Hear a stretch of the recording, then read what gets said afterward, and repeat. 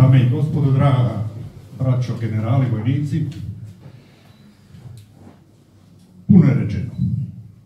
Međutim, važna je korijenska istina. Relacija između francuskog naroda i hrvatskog počiva na nečemu vrlo interesantnom. Ta dva naroda ljube i cijene slobodu. Ljube i umiru za slobodu. Točno je. Od 9. stoljeća do danas relacije hrvatskog i francuskog naroda malo ljudi ih poznaje. Osim nas koji smo inicirali, koji smo radili sa Francuskom. Međutim, to je vrlo interesantna i najbolje ekipirana relacija kada se govori o ta dva naroda. Jedan veliki, jedan mali narod. Hrvati su uzor Francuzima, mi ne možemo nestati. Zašto? Pa zato što smo konstituanta.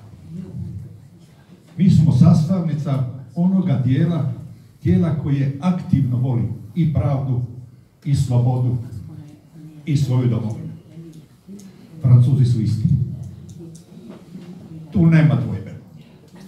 Francuz je čovjek koji voli i ljubi slobodu. To je ključ.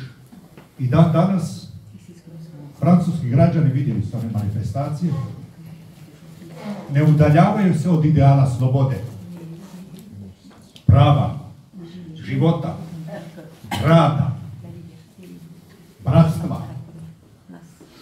Kod nas mi smo oksidirali, jer nam je politika direktivna, receptualna.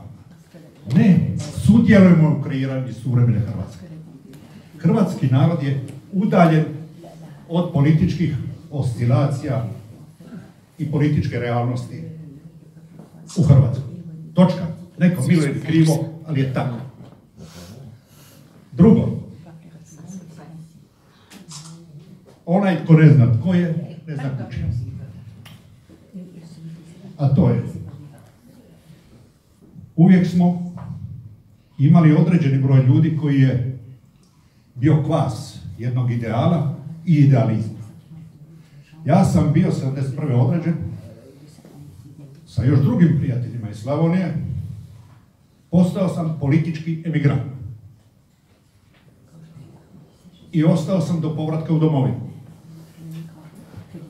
Taj dio je moj osobni odabir. Služio sam 4 vojske. Suleman Magnifik, ili veliki 3, ja 4. Znate da sam morao. A to znači, po povratku u domovinu radio sam ono zašto sam uvijek vjerovao da će doći, a to je sloboda hrvatskog naroda. Zajedno s nama došli su i naši Francuzi. I to čestiti ljudi, mladi ljudi, ljudi ideala i zdravog pogleda na budućnost.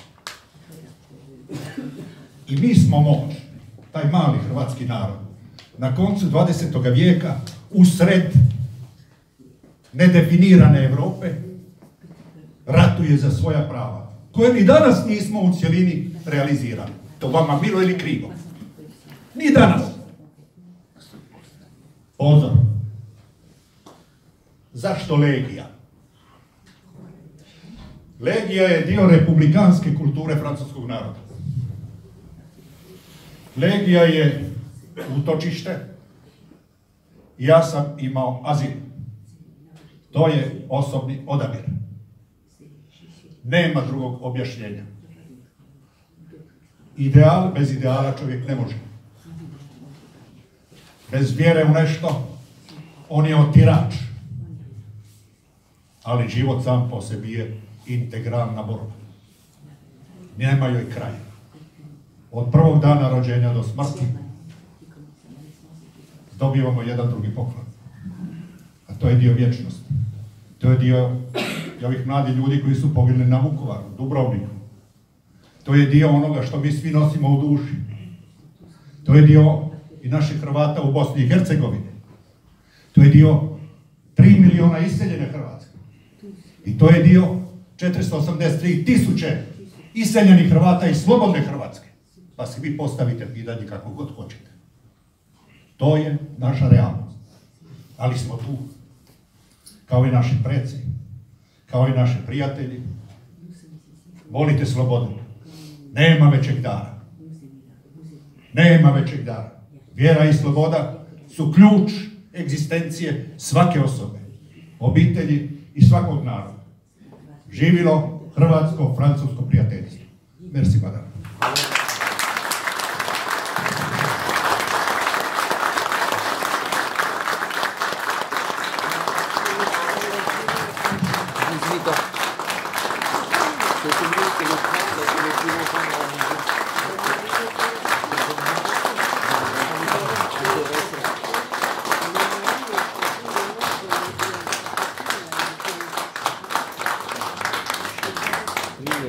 Hvala lijepa ovim lijepim rečenicama.